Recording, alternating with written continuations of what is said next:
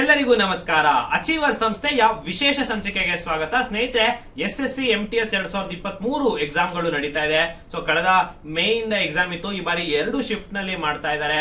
So ಅಂದ್ರೆ ನಿಮ್ಗೆ ಮೇ ಅಲ್ಲಿ ಒಂದು ಹಂತದ ಪರೀಕ್ಷೆ ಆದ್ರೆ ಜೂನ್ ಅಲ್ಲಿ ಒಂದಿಷ್ಟು ಅಭ್ಯರ್ಥಿಗಳಿಗೆ ಹಂತದಲ್ಲಿ ಪರೀಕ್ಷೆ ಮಾಡ್ತಿದ್ರು. ಮತ್ತೆ ನಿಮ್ಗೆ ಈ ಸರಿ SSC MTS ನ ವಿಶೇಷತೆಗಳು ನಿಮ್ಗೆ ಗೊತ್ತಿತ್ತು. ಏನಂತ ಹೇಳಿದ್ರೆ, ಈ ಬಾರಿ ಮೊಟ್ಟ ಮೊದಲ ಬಾರಿಗೆ ಕನ್ನಡದಲ್ಲಿ SSC MTS ಎಕ್ಸಾಮ್ ಅನ್ನ ಮಾಡ್ತಾ ಇದ್ದಾರೆ. ಜೊತೆಗೆ ಈ ಬಾರಿ ಪ್ಯಾಟರ್ನ್ ಅನ್ನ ಕೂಡ ಚೇಂಜ್ ಮಾಡಿದ್ದಾರೆ. ಅಂದ್ರೆ ಮೊದಲ 2 ಸೆಷನ್ ಆಗಿ ಡಿವೈಡ್ ಮಾಡಿದ್ದಾರೆ. ಮೊದಲನೇ ಸೆಷನ್ ನಲ್ಲಿ ನಿಮಗೆ 20 ಪ್ರಶ್ನೆ ಕ್ವಾಂಟಿಟೇಟಿವ್ ಆಪ್ಟಿಟ್ಯೂಡ್, 20 ಪ್ರಶ್ನೆ ರೀಸನಿಂಗ್ ಅನ್ನ ಬರುತ್ತೆ. 3 ಅಂಕಗಳು ಇರುತ್ತೆ ಒಂದು ಪ್ರಶ್ನೆಗೆ. ಅಂದ್ರೆ ಒಟ್ಟಾರೆ 120 ಅಂಕಗಳಿಗೆ ಮೊದಲನೇ ಸೆಷನ್ ಅಲ್ಲಿ ನೀವು ಬರೀತೀರಾ. ಅದರಲ್ಲಿ ನೆಗೆಟಿವ್ ಮಾರ್ಕಿಂಗ್ ಇರೋದಿಲ್ಲ. ಸೊ ಈ ರೀತಿಯಾದಂತಹ ಒಂದು ವಿಶಿಷ್ಟವಾಗಿ ಒಂದು ಪ್ಯಾಟರ್ನ್ ಅನ್ನು ತಗೋ ಬಂದಿದ್ದಾರೆ. ಹಾಗೆ ಎರಡನೇ ಸೆಷನ್ ಅಲ್ಲಿ ಇಂಗ್ಲಿಷ್ ಮತ್ತು GK ಪ್ರಶ್ನೆಗಳನ್ನ ಬರೀತೀರಾ.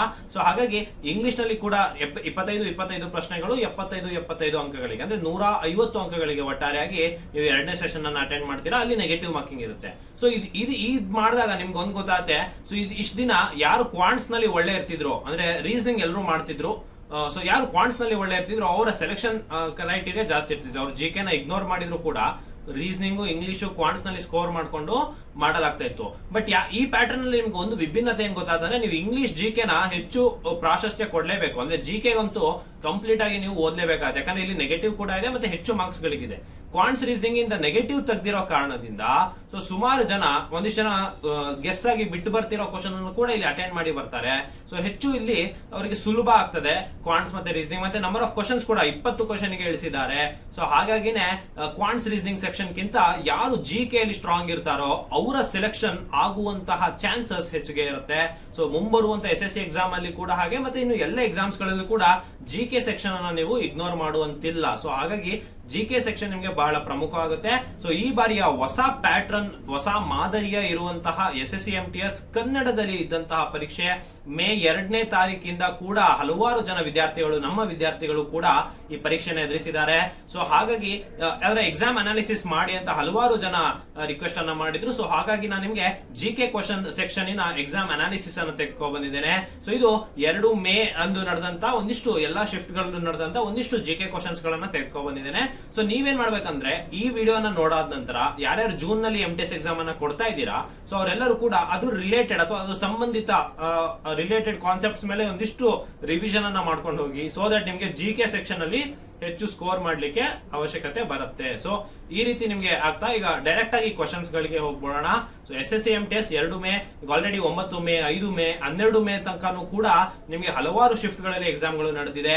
ಸೊ ನೀವು ಬರೆದಂತ ಸ್ನೇಹಿತರು ಅಥವಾ ವಿದ್ಯಾರ್ಥಿಗಳಿಗೆ ನೀವು ಪ್ರಶ್ನೆ ಕೇಳ್ಬೋದು ಯಾವ ರೀತಿ ಬಂದಿತ್ತು ಕ್ವಶನ್ ಅಂತ. ಸೊ ಹಾಗಾಗಿ ಅನಾಲಿಸಿಸ್ ಬಹಳ ಪ್ರಮುಖ ಆಗಿರುತ್ತೆ. ಯಾಕಂದ್ರೆ ನಿಮ್ಗೆ ಇದು ಆನ್ಲೈನ್ ಎಕ್ಸಾಮ್ ಇರೋದ್ರಿಂದ ನಿಮ್ಗೆ ಕರೆಕ್ಟ್ ಅದೇ ಕ್ವಶನ್ ಅಂತ ಹೇಳಲಿಕ್ಕೆ ಬರೋದಿಲ್ಲ. ಬಟ್ ಏನಂದ್ರೆ ಬರ್ದು ಬಂದಿರುವಂತಹ ವಿದ್ಯಾರ್ಥಿಗಳು ಅಥವಾ ಸ್ಪರ್ಧಾರ್ಥಿಗಳು ಏನಿರ್ತೀರಾ, ಸರ್ ಈ ಕಾನ್ಸೆಪ್ಟ್ ಮೇಲೆ ಕ್ವಶನ್ ಬಂದಿರಬಹುದು ಅಂತ ಹೇಳ್ಬಿಟ್ಟು ಏನು ಒಂದ್ 2-3 ಕ್ವಶನ್ ನೆನಪಿರುತ್ತಲ್ವಾ, ಸೊ ಅದನ್ನ ಆ ರೀತಿ ಹೇಳಿರೋದನ್ನ ಇಟ್ಕೊಂಡು ಸೊ ಏನ್ ಮಾಡಿದೀವಿ ಅಂತ ಹೇಳಿದ್ರೆ, ಒಂದು ಕ್ವಶನ್ ಪೇಪರ್ ಎಕ್ಸಾಮ್ ಅನಾಲಿಸಿಸ್. ಯಾಕಂತಂದ್ರೆ ಆ ಟೈಪ್ ಕ್ವಶನ್ಸ್ ಬರ್ತಾ ಇದೆ ಅಂದ್ರೆ, ಈಗ ನೋಡಿ ಯಾವ್ದೋ ಒಂದು ಡ್ಯಾನ್ಸ್ ಫಾರ್ಮ್ ಮೇಲೆ ಕ್ವಶನ್ ಇದೆ ಅಂದ್ರೆ ಮುಂದಿನ ಶಿಫ್ಟ್ ಗಳಲ್ಲಿ ಕೂಡ ಅದೇ ಡ್ಯಾನ್ಸ್ ಫಾರ್ಮ್ ಅನ್ನೋ ಕಾನ್ಸೆಪ್ಟ್ ಅದೇ ಇರುತ್ತೆ, ಬಟ್ ಕ್ವಶನ್ಸ್ ಬೇರೆ ಆಗ್ಬೋದು. ಸೊ ಹಾಗಾಗಿ ನಾನು ನಿಮ್ಗೆ ಏನ್ ಹೇಳ್ತಾ ಇದ್ದೀನಿ ಅಂದ್ರೆ, ಈ ಎಕ್ಸಾಮ್ ಅನಾಲಿಸಿಸ್ ಯಾಕೆ ನೀವು ನೋಡ್ಬೇಕು ಅಂದ್ರೆ, ನೀವು ಕಾನ್ಸೆಪ್ಟ್ಸ್ ನ ಯಾವ್ದನ್ನ ಮುಟ್ಟಿದ್ದಾರೆ ಅಂತ ನೀವು ಗೊತ್ತಾಯ್ತು ಅಂದ್ರೆ ಅದ್ರ ಸಂಬಂಧಿತ ಪ್ರಶ್ನೆಗಳನ್ನ ನೀವು ಈಸಿಯಾಗಿ ಪ್ರಿಪೇರ್ ಆಗಿ ಹೋಗ್ಬೋದು ಅಂತ ಹೇಳ್ಬಿಟ್ಟು. ಸೊ ಮೊದಲನೇ ಕ್ವಶನ್ ಅನ್ನ ನೋಡೋಣ. So which tax was imposed by the Marathas in the south. ನೋಡಿ, ಇದು ಮರಾಠಾಸ್ ಮೇಲೆ ಇರುವಂತಹ ಪ್ರಶ್ನೆ. ಸೊ ಇದು ನಿಮ್ಗೆ ಹಿಸ್ಟ್ರಿ ಕ್ವಶನ್ ಇದೆ ಇದು. ಸೊ ನೋಡಿ, ಹಿಸ್ಟ್ರಿಯಲ್ಲಿ ಈ ತರ ನೇರ ಕ್ವಶನ್ ಗಳನ್ನ ಕೇಳ್ತಾರೆ. ನಿಮ್ಗೆ ಚೌತ್ ಮತ್ತು ಸರ್ದೇಶ್ ಮುಖಿಗಳು ಅಂತ ಗೊತ್ತಿರುತ್ತೆ. ಸೊ ಇದು ಸೌತ್ ಇಂಡಿಯಾ ಮರಾಠಾಸ್ ಅಲ್ಲಿ ಇದನ್ನ ಇಂಪೋಸ್ ಮಾಡ್ತಾ ಇದ್ರು ಅಂತ. ಸೊ ನೀವು ಆಪ್ಷನ್ಸ್ ಅನ್ನ ನೋಡಿದ್ರೆ ಹಾಕ್ತಾ ಇದ್ರಿ, ಬಟ್ ಇಲ್ಲಿ ನಮಗೆ ಬರೀ ಕ್ವಶನ್ಸ್ ಗಳು ಅಷ್ಟೇ ಗೊತ್ತಾಗಿರೋದ್ರಿಂದ ನಾವು ಬರೀ ಕ್ವಶನ್ ಗಳನ್ನಷ್ಟೇ ನಿಮ್ಗೆ ಶೋ ಮಾಡ್ತಾ ಇದ್ದೇವೆ. ಸೊ ಇಲ್ಲಿ ಮರಾಠಾಸ್ ಅವರು ಯಾವ ಟ್ಯಾಕ್ಸ್ ಅನ್ನ ಹಾಕ್ತಿದ್ರು ಅನ್ನೋ ರೀತಿ ಪ್ರಶ್ನೆಗಳು ಬರ್ತಾ ಇದೆ.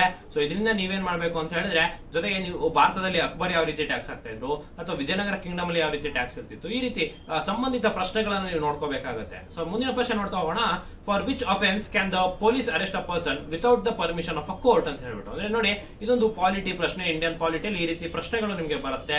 ಸೊ ಯಾವಾಗ ಪೊಲೀಸು ವಿತೌಟ್ ವಾರೆಂಟ್ ಒಬ್ಬ ಪರ್ಸನ್ ಅನ್ನ ಅರೆಸ್ಟ್ ಮಾಡಬಹುದು ಅಂತ ಹೇಳಿದ್ರೆ, ಕಾಗ್ನಿಸಬಲ್ ಅದು ಕ್ರೈಮ್ ಆಗಿದ್ದಾಗ ಮಾತ್ರ. ಸೊ ಕಾಗ್ನಿಸಬಲ್ ಅಂದ್ರೆ ನಿಮ್ಗೆ ಥೆಫ್ಟ್ ಆಗಿರ್ಬೋದು, ಮರ್ಡರ್ ಆಗಿರ್ಬೋದು, ರೇಪ್ ಆಗಿರ್ಬೋದು, ಈ ರೀತಿಯಾದಂತಹ ಕಾಗ್ನಿಸಬಲ್ ಕ್ರೈಮ್ಸ್ ಅಂತ ಕರಿತೇವೆ. ಅದಾಗಿದ್ದಾಗ ವಿತೌಟ್ ವಾರೆಂಟ್ ಅವ್ರನ್ನ ಅರೆಸ್ಟ್ ಮಾಡಬಹುದು. ಇನ್ನು ನಾನ್ ಕಾಗ್ನಿಸಬಲ್ ಅಂತ ಬರುತ್ತೆ. ನಾನ್ ಕಾಗ್ನಿಸಬಲ್ ಅಂದ್ರೆ ನಿಮ್ಗೆ ಏನು ಚೀಟಿಂಗ್ ಆಗಿರ್ಬೋದು, ಫ್ರಾಡ್ ಕೇಸ್ ಆಗಿರ್ಬೋದು, ಇದರಲ್ಲಿ ಡೈರೆಕ್ಟ್ ಆಗಿ ಅವರಿಗೆ ವಾರೆಂಟ್ ಇದ್ರೆ ಮಾತ್ರ ಮಾತ್ರ ಅವರು ಅರೆಸ್ಟ್ ಅನ್ನ ಮಾಡಬಹುದಾಗಿರುತ್ತೆ. ಸೊ ಮುಂದಿನ ಪ್ರಶ್ನೆ ನೋಡೋಣ. Magnus Carlsen is associated with sports. ನಾನು ನಿಮ್ಗೆ ಹೇಳ್ತಾ ಇದ್ದೆ ಯಾವಾಗಲೂ ಕೂಡ ಕರೆಂಟ್ ಅಫೇರ್ಸ್ ನ ಓದ್ತಾ ಯಾರೋ ವ್ಯಕ್ತಿ ಸುದ್ದಿಯಲ್ಲಿ ಇರ್ತಾರೋ ಅವರ ಬಗ್ಗೆ ತಿಳ್ಕೊಂಡಿರಿ ಅಂತ. ಮ್ಯಾಗ್ನಸ್ ಕಾರ್ಲ್ಸನ್ ಚೆಸ್ಗೆ ಸಂಬಂಧಪಟ್ಟಿದ್ರು, ಸೊ ಇವರು ಸುದ್ದಿಯಲ್ಲಿ ಇದ್ರು, ಸೊ ಹಾಗಾಗಿ ಇವ್ರ ಮೇಲೆ ಪ್ರಶ್ನೆ ಬಂದಿತ್ತು. ಇನ್ನು what is the normal temperature of a human body, ಈ ರೀತಿ ಪ್ರಶ್ನೆಗಳು ಬಂದಿದೆ. ಸೊ ಒಂದು ಹ್ಯೂಮನ್ ಬಾಡಿ ಮೇಲೆ ಇರುವಂತಹ ನಾರ್ಮಲ್ ಟೆಂಪರೇಚರ್ ಫ್ಯಾರನೀಟರ್ ಆಗಿರಬಹುದು, ಡಿಗ್ರಿ ಸೆಲ್ಸಿಯಸ್ ಆಗಿರಬಹುದು. 98.6 ಡಿಗ್ರಿ ಫ್ಯಾರನೈಟ್, 37 ಡಿಗ್ರಿ ಸೆಲ್ಸಿಯಸ್ ಆಗಿರುತ್ತೆ. ಸೊ ಇನ್ನು how many biospheres are there in India ಅಂತ ಹೇಳ್ಬಿಟ್ಟು ಈ ರೀತಿ ಪ್ರಶ್ನೆ ಕೂಡ ಬರುತ್ತೆ. ಇದು ಸ್ಟ್ಯಾಟಿಕ್ ಜಿಕೆ. ನಾನು ನಿಮ್ಗೆ ಹೇಳಿದ್ದೆ, ಯಾವುದೇ ಒಂದು ನೀವು SSC ಕ್ವಶನ್ ಪೇಪರ್ ನ ನೋಡಿದೀರ ಅಂದ್ರೆ 25 ಕ್ವಶನ್ ಅಲ್ಲಿ 5 ರಿಂದ 6 ಪ್ರಶ್ನೆ ನಿಮಗೆ ಸ್ಟ್ಯಾಟಿಕ್ ಜಿಕೆಗೆ ಸಂಬಂಧಪಟ್ಟಿರುತ್ತೆ. ಸೊ ಸ್ಟ್ಯಾಟಿಕ್ ಜಿಕೆ ಯಾರು ಸ್ಟ್ರಾಂಗ್ ಇರ್ತೀರಾ ಮಿಸಲೇನಿಯಸ್ ಅಲ್ಲಿ, ಸೊ ಅವರು ಒಳ್ಳೆ ಇರ್ತೀರಾ. ಜೊತೆಗೆ 5 ರಿಂದ 6 ಪ್ರಶ್ನೆ ಕರೆಂಟ್ ಅಫೇರ್ಸ್ ಸಂಬಂಧಿತ ಟಾಪಿಕ್ಸ್ ಮೇಲೆ ಪ್ರಶ್ನೆ ಬರುತ್ತೆ. ಸೊ ಇಲ್ಲಿ ಇದಿಷ್ಟು ಕಾನ್ಸೆಪ್ಟ್ ನೋಡಿದ್ರೆ ನೀವು 12 ಇಂದ 15 ಕ್ವಶನ್ಸ್ ನೀವು ಸ್ಟ್ರಾಂಗ್ ಆಗಿ ಕಾನ್ಫಿಡೆಂಟ್ ಆಗಿ ಹೋಗಿ ಅಟೆಂಡ್ ಮಾಡಿ ಬರ್ತೀರಾ. ಇನ್ನು history 3 to 4 questions, polity 3 to 4 questions, science 3 to 4 questions, geography 3 to 4 questions, ಈ ರೀತಿ ಮಾಡಿ 25 ಕ್ವಶನ್ಸ್ ಒಟ್ಟಾರೆಯಾಗಿ ಕೊಟ್ಟಿರ್ತಾರೆ. ಸೊ ಹಾಗಾಗಿ ಸ್ನೇಹಿತರೆ ನಾನು ನಿಮ್ಗೆ ಏನ್ ಹೇಳ್ತಾ ಇದ್ದೀನಿ ಅಂತ ಹೇಳಿದ್ರೆ, ಸೊ ಸ್ಟ್ಯಾಟಿಕ್ ಜಿಕೆ ಮತ್ತು ಕರೆಂಟ್ ಅಫೇರ್ಸ್ ನ ನೀವು ಕರೆಕ್ಟ್ ಆಗಿ ಓದ್ಕೊಂಡು ಹೋದ್ರಿ ಅಂದ್ರೆ ಅದರಲ್ಲಿ ಇರೋದನ್ನೇ ಕೇಳಬೇಕಾಗುತ್ತೆ. ಸೊ ಹಾಗಾಗಿ ನೇರವಾಗಿ ಸುಲಭವಾಗಿ ನೀವು ಕಾನ್ಫಿಡೆಂಟ್ ಆಗಿ ಅಟೆಂಡ್ ಮಾಡಬಹುದು. ಯಾಕಂದ್ರೆ ನೀವು ನೋಡ್ತಿರ್ಬೋದು, ನೀವು ಪರೀಕ್ಷೆ ಬರ್ದಿರ್ತೀರಾ. ಸೊ ಪರೀಕ್ಷೆಯಲ್ಲಿ ನೀವು ಕೂತಾಗ, ಸಿಸ್ಟಮ್ ಮುಂದೆ ಕೂತಾಗ ನೀವು ಒನ್ಸ್ ನಿಮ್ಗೆ ಆ ಸೆಷನ್ ಅನ್ನ ನೀವು ಅಟೆಂಡ್ ಮಾಡ್ತಾ ಇರ್ಬೇಕಾದ್ರೆ, ಸೊ ಆ ಸೆಷನ್ ಅಲ್ಲಿ ನಿಮ್ಗೆ ಫಸ್ಟ್ ಒಂದು 4 ಕ್ವಶನ್ ನೋಡ್ತೀರಾ, ಗೊತ್ತಾಗೋದಿಲ್ಲ. ಇನ್ನೊಂದೆರಡು ಕ್ವಶನ್ ನೋಡ್ತೀರಾ, ಗೊತ್ತಾಗ್ತಿಲ್ಲ. ನಿಮ್ಗೆ ಅಲ್ಲಿಗೆ ಅರ್ಧ ಕಾನ್ಫಿಡೆನ್ಸ್ ಹೋಗ್ಬಿಡುತ್ತೆ. ಅಂದ್ರೆ ಯಾವ ತರ ಇವಾಗ ಇದನ್ನ ಅಟೆಂಡ್ ಮಾಡೋದು, ಸೊ ಆಲ್ರೆಡಿ ನಮ್ಗೆ 6 ಕ್ವಶನ್ ಗೊತ್ತಾಗ್ತಾ ಇಲ್ಲ. ಸೊ ಹಾಗಾಗಿ ನಾನು ಯಾವಾಗಲೂ ಏನ್ ಹೇಳ್ತಿರ್ತೀನಿ ಅಂದ್ರೆ, ಯಾವ್ದಾದ್ರು ಒಂದು ಕಾನ್ಸೆಪ್ಟ್ ನಲ್ಲಿ ನೀವು ಒಂದು ಉತ್ತಮ ರೀತಿಯಲ್ಲಿ ರೆಡಿ ಆಗಿ ಹೋಗಿರ್ಬೇಕು. ಉದಾಹರಣೆಗೆ ನಾನು ನಿಮ್ಗೆ ಹಿಸ್ಟ್ರಿ ಟೀಚರ್ ಆಗಿರೋದ್ರಿಂದ ನನಗೆ ಹಿಸ್ಟ್ರಿ ಹೆವಿ ಕಾನ್ಫಿಡೆಂಟ್ ಇರುತ್ತೆ. ಸೊ ಯಾವುದೇ ಪರೀಕ್ಷೆಗೆ ಹೋದ ತಕ್ಷಣ ಫಸ್ಟ್ ಹಿಸ್ಟ್ರಿ ಕ್ವಶನ್ಸ್ ಅನ್ನ ನೋಡ್ತೇನೆ. ಸೊ ಅದು ನನಗೆ ಕೇಳಿರೋದು ರೇಂಜ್ ಮೇಲೆ ನಾನು ಕ್ವಶನ್ ಪೇಪರ್ ಒಳ್ಳೆ ಆಗುತ್ತೋ ಇಲ್ಲೋ ಹೇಳ್ಬೋದು. ಯಾಕಂದ್ರೆ ನಂದು ಹಿಸ್ಟ್ರಿ ಕಾನ್ಫಿಡೆಂಟ್ ಇರೋದ್ರಿಂದ ನಾನು ಹಿಸ್ಟ್ರಿ ಕ್ವಶನ್ಸ್ ಅನ್ನ ಅಟೆಂಡ್ ಮಾಡ್ತೇನೆ. ಸೊ ಅದರಲ್ಲಿ ತುಂಬಾ ಸುಲಭ ಇತ್ತು ಅಂದ್ರೆ ನಾನು ಚೆನ್ನಾಗಿ ಅಟೆಂಡ್ ಮಾಡ್ತೇನೆ. ಸೊ ಅದು ಇನ್ನೂ ಕಾನ್ಫಿಡೆನ್ಸ್ ಬೂಸ್ಟ್ ಆಗುತ್ತೆ. ಸೊ ಅವಾಗ ನಾವೇನ್ ಮಾಡ್ತೀವಿ ಅಂದ್ರೆ, ಮುಂದೆ ಬರೋ ಗೊತ್ತಿಲ್ದಿರೋ ಕ್ವಶನ್ ಅನ್ನ ಕೂಡ ನಾವು ಗೆಸ್ ಮಾಡಿ ಅಥವಾ ಸ್ವಲ್ಪ ನಾವು ಥಿಂಕ್ ಮಾಡಿ ಹಾಕ್ಲಿಕ್ಕೆ ಪ್ರಯತ್ನ ಮಾಡ್ತೀವಿ. ಅಕಸ್ಮಾತ್ ನಮ್ದು ನೋಡಿ ಒಂದು ಕಾನ್ಸೆಪ್ಟ್ ನಮಗೆ ಚೆನ್ನಾಗಿ ಆಗಿಲ್ಲ ಅಂದ್ರೆ, ಫಸ್ಟ್ ನೀವು ಎಕನಾಮಿಕ್ಸ್ ಓದ್ಕೊಂಡೇ ಹೋಗಿರಲ್ಲ, ಫಸ್ಟ್ ಗೆ ಎಕನಾಮಿಕ್ಸ್ ಕ್ವಶನ್ ಬಂದ್ಬಿಡ್ತು, 2-3 ಬಜೆಟ್ ಮೇಲೆ ಆಧಾರಿತ ಕ್ವಶನ್ಸ್ ಬಂದ್ಬಿಡ್ತು ಅಂದ ತಕ್ಷಣ ನೀವೇನ್ ಮಾಡ್ತೀರಾ, ಟೆನ್ಷನ್ ಆಗ್ಬಿಡ್ತೀರಾ. ಸೊ ಯಾವ ರೀತಿ ಅಟೆಂಡ್ ಮಾಡೋದು, ನಿಮ್ದು ಕ್ವಾಂಟ್ ಸೆಷನ್ ಒಳ್ಳೆ ಆಗಿರ್ಲಿಲ್ಲ, ಇಂಗ್ಲಿಷ್ ಅಲ್ಲೂ ಕೂಡ ಏನೋ ವರ್ಡ್ಸ್ ಗೊತ್ತಾಗ್ತಾ ಇಲ್ಲ, ಈಗ ಜಿಕೆ ಸೆಷನ್ ಅಟೆಂಡ್ ಮಾಡ್ತಾ ಇದ್ದೀರಾ, ಇದರಲ್ಲೂ ಕೂಡ ನಿಮ್ಗೆ ಕಷ್ಟ ಅನ್ಸ್ಬಿಡ್ತು ಅಂದ್ರೆ ನಿಮ್ದು ಎಕ್ಸಾಮೇ ಹೋಗ್ಬಿಡುತ್ತೆ. ಸೊ ಹಾಗಾಗಿ ಸ್ನೇಹಿತರೆ, ಯಾವ ಕಾನ್ಫಿಡೆಂಟ್ ನ ಬೂಸ್ಟ್ ಮಾಡ್ಕೊಳ್ಳೋ ತರದ್ದು ಕಾನ್ಸೆಪ್ಟ್ಸ್ ನಲ್ಲಿ ನೀವು ಸ್ಟ್ರಾಂಗ್ ಇರಬೇಕು. ಉದಾಹರಣೆಗೆ ಅದಕ್ಕೆ ಕರೆಂಟ್ ಅಫೇರ್ಸ್ ಮತ್ತು ಸ್ಟ್ಯಾಟಿಕ್ ಜಿಕೆ ನಾನು ನಿಮ್ಗೆ ಹೇಳಿದ್ದೇನೆ. ಸೊ ಮುಂದಿನ ಪ್ರಶ್ನೆ ನೋಡ್ತಾ ಹೋಗೋಣ. In which cells is the nucleus found ಅಂದ್ರೆ ಯುಕರೈಟಿಕ್ ಸೆಲ್ಸ್ ನಿಮ್ಗೆ ಗೊತ್ತಿರುತ್ತೆ. ಬಯಾಲಜಿ ಪ್ರಶ್ನೆ. Whose dignity does the preamble enhances constitution ಅಂದ್ರೆ ಇಂಡಿವಿಜುವಲ್ ಮತ್ತು and United integrity of the nation. ಮತ್ತೆ ಅಂದ್ರೆ ಒಬ್ಬ ವ್ಯಕ್ತಿಗೂ ಮತ್ತು ತನ್ನ ದೇಶಕ್ಕೆ ಯುನಿಟಿ ಮತ್ತು ಇಂಟಿಗ್ರಿಟಿಯನ್ನ ಎತ್ತಿ ಹಿಡಿಯುತ್ತೆ. Next, who presided over the first Congress session, WB Banerjee. ಇದು ನೇರವಾದ ಪ್ರಶ್ನೆ ಮಾಡರ್ನ್ ಇಂಡಿಯನ್ ಹಿಸ್ಟರಿಯಲ್ಲಿ. ಗೌರಿ ಹತಿಮಾನ Gair dance is performed by which of the tribe in Rajasthan. ನೋಡಿ, ಇದು ಬಹಳ ಇಂಪಾರ್ಟೆಂಟ್ ಪ್ರಶ್ನೆ. ಎಲ್ಲ ವಿದ್ಯಾರ್ಥಿಗಳು ಈ ಕ್ವಶನ್ ಅನ್ನ ಫೋಕಸ್ ಮಾಡಬೇಕು. ಯಾಕೆ ಅಂತ ಹೇಳ್ತೀನಿ ಕೇಳಿ. ಸೊ ಸ್ನೇಹಿತರೆ, ನೋಡಿ ಇದುವರೆಗೂ ಏನ್ ಮಾಡ್ತಾ ಇದ್ರು, ಒಂದು ಡ್ಯಾನ್ಸ್ ಫಾರ್ಮ್ ಅನ್ನ ಕೊಟ್ಟಿದ್ದು ಯಾವ ಸ್ಟೇಟ್ ಅಂತ ಕೇಳ್ತಾ ಇದ್ರು, ಅಥವಾ ಒಂದು ಸ್ಟೇಟ್ ಕೊಟ್ಬಿಟ್ಟು ಕೆಳಗಡೆ ಟ್ರೈಬ್ಸ್ ಗಳನ್ನ ಕೊಟ್ಟು ಯಾವ ಟ್ರೈಬ್ದು ಅಂತ ಕೇಳ್ತಾ ಇದ್ರು. ಈಗ ನೋಡಿ, ಡ್ಯಾನ್ಸ್ ಅನ್ನ ಕೊಟ್ಬಿಟ್ಟು ಸ್ಟೇಟ್ ಅನ್ನು ಅವರೇ ಕೊಟ್ಟಿದ್ದಾರೆ, ಇದು ಯಾವ ಟ್ರೈಬಿಗೆ ಸೇರುತ್ತೆ ಅಂತ ಕೊಟ್ಟಿದ್ದಾರೆ. ಸೊ ಇದೊಂಥರ ಸ್ವಲ್ಪ ಕಷ್ಟ ಅನ್ಸ್ಬೋದು ನಿಮ್ಗೆ.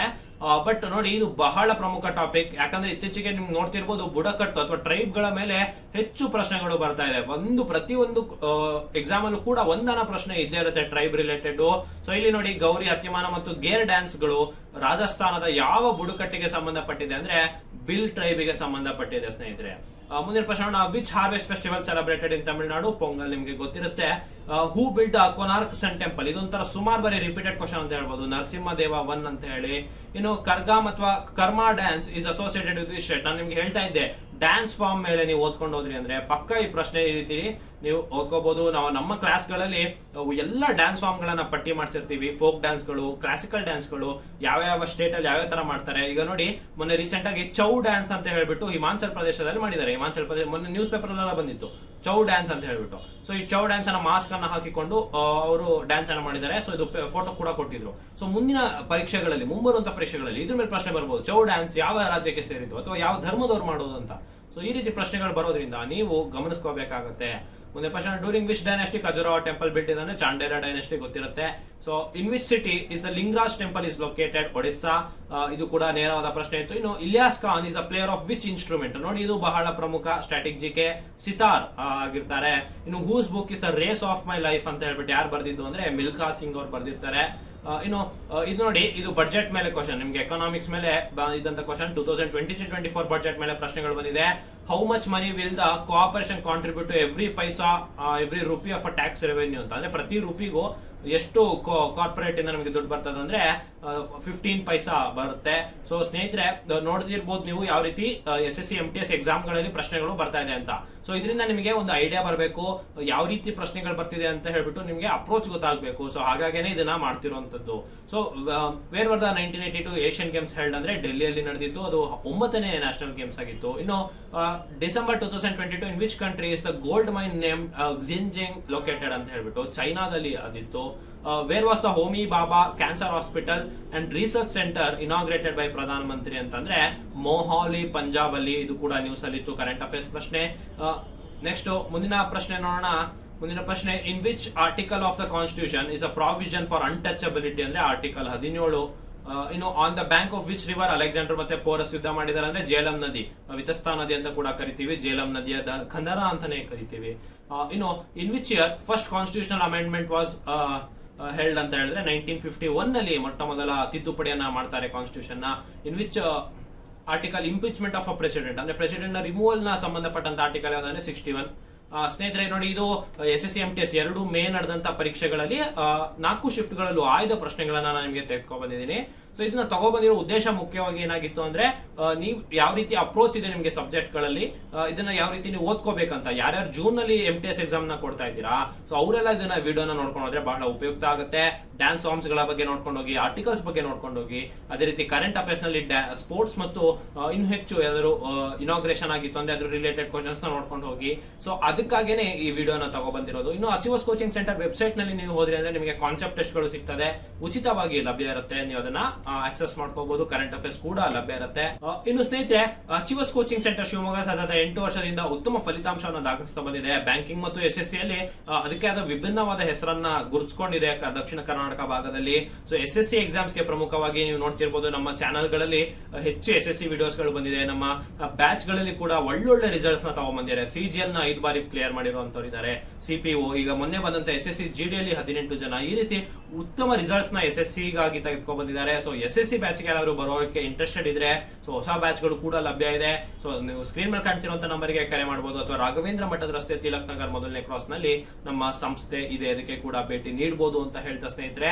ಸೊ ಇನ್ನು ಯಾರಾದ್ರೂ PG CET ಅಥವಾ CAT ಗೆ ಪ್ರಿಪೇರ್ ಆಗ್ತಾ ಇದ್ರೆ ಅವರು ಕೂಡ ಸಂಸ್ಥೆಗೆ ಭೇಟಿ ನೀಡಬಹುದು. ಅದರ ನೂತನ ಬ್ಯಾಚ್ ಗಳು ಲಭ್ಯ ಇರುತ್ತೆ, ಆನ್ಲೈನ್ ಆಫ್ಲೈನ್ ಮತ್ತು long term batches, crash course, ಈ ರೀತಿ ಬ್ಯಾಚಸ್ ಗಳು ಲಭ್ಯ ಇರುತ್ತೆ. ಇನ್ನು ಡಿಪ್ಲೊಮಾ CET ಗೆ ಕೂಡ ಬ್ಯಾಚಸ್ ಲಭ್ಯ ಇರುತ್ತೆ. ಸ್ಟೇಟ್ ಗೌರ್ಮೆಂಟ್, ಬ್ಯಾಂಕಿಂಗ್ ಎಲ್ಲ ಪ್ರತ್ಯೇಕ ಎಕ್ಸಾಮ್ಸ್ ಗಳಿಗೆ ಲಭ್ಯ ಇರುತ್ತೆ.